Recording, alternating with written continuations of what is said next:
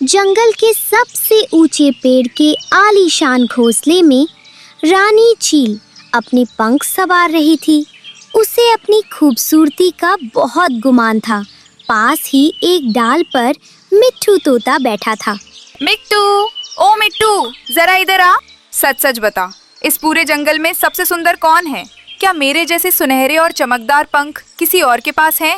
रानी जी, आप बड़ी है, ताकतवर है, पर अगर सच कहूँ तो वो जो मीनू चिड़िया है ना, उसके नीले पंख और उसकी सादगी का कोई मुकाबला नहीं। इस जंगल में सबसे सुंदर वही है। क्या वो मामूली सी चिड़िया? मेरी सुंदरता के आगे उस पिद्दी की तारीफ, उसे तो मैं सबक सिखा कर रहूंगी। जनवरी की एक कड़कड़ाती सुबह थी। कोहरा इतना घना था कि हाथ को हाथ नहीं सूझ रहा था। आसमान से उतरते हुए बादल का एक नन्हा टुकड़ा गलती से नीचे झाड़ियों में फंस गया। मीनू चिड़िया वहां से गुजर रही थी। अरे, तुम तो बादल के टुकड़े हो, तुम यहाँ कैसे फंस गए? रुको, मैं तुम्हें छुड़ाती हूँ। मीनू ने सावधानी से कांटे हटाए। बादल आजाद तो हो गया, पर उसका एक हिस्सा फट गया था। शुक्रिया मीनू, पर देखो मैं अधूरा हो गया हूँ। अब मैं उड़ नहीं पाऊंगा। घबराओ मत दोस्त, मेरे पास एक जादुई गोंद है जो फूलों के रस से बना है। मीनू ने बादल को जोड़ दिया और दोनों गहरे दोस्त बन गए। वे घंटों बातें करते। मीनू उसे जंगल की जमीन की कहानियां सुनाती और बादल उसे आसमान की ऊंचाइयों के किस्से। रानी चील ने मीनू को नीचा दिखाने की योजना बना ली थी। उसने अपने सैनिकों को आदेश दिया कि मीनू को पकड़ कर लाया जाए। जब मीनू दरबार में आई तो वो बहुत डरी हुई थी। मीनू बेचारी मजबूर थी। सुना है तुझे अपनी सुंदरता पर बहुत नाज है। आज से तू मेरी दासी है।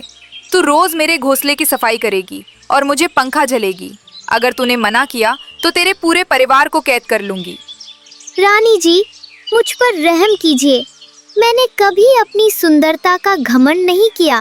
मेरे छोटे छोटे बच्चे घर पर मेरा इंतजार कर रहे होंगे। मुझे जाने दीजिए।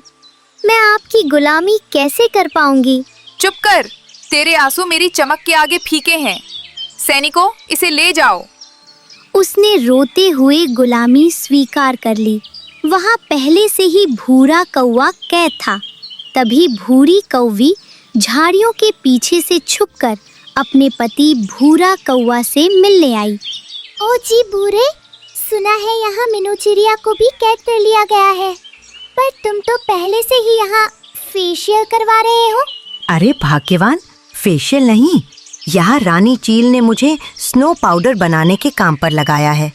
कहती है जब तक मैं काले से गोरा नहीं हो जाता मुझे राशन नहीं मिलेगा। हाय दैया, पर तुम तो भूरे हो। काले से गोरा तो कोई भी हो जाए, पर भूरे से गोरा होने के लिए तो तुम्हें पेंट की बाल्टी में डूबना पड़ेगा। चुप कर, यहाँ मीनू बेचारी रो रो कर बुरा हाल कर रही है और तुझे मेरी सुंदरता की पड़ी है। कल रानी ने मुझे पंखा झलने को कहा तो मैंने गलती से अपनी पूंछ मार दी। तब से उन्होंने मुझे सिर्फ एक सूखी रोटी पर रखा है। कोई बात नहीं जी, मैंने तुम्हारे लिए चुरा कर एक पनीर का टुकड़ा लाया है।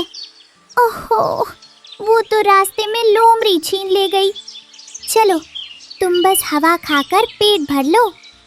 घोंसले के अंदर चील रानी आराम कर रही थी। तभी राजा चील आए।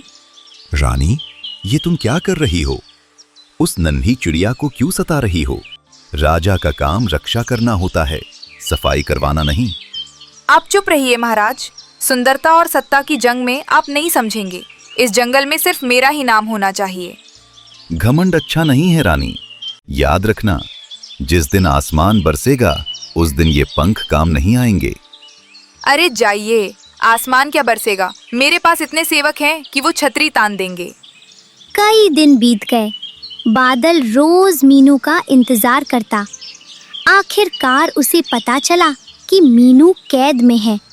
बादल का रंग गुस्से से नीला काला होने लगा।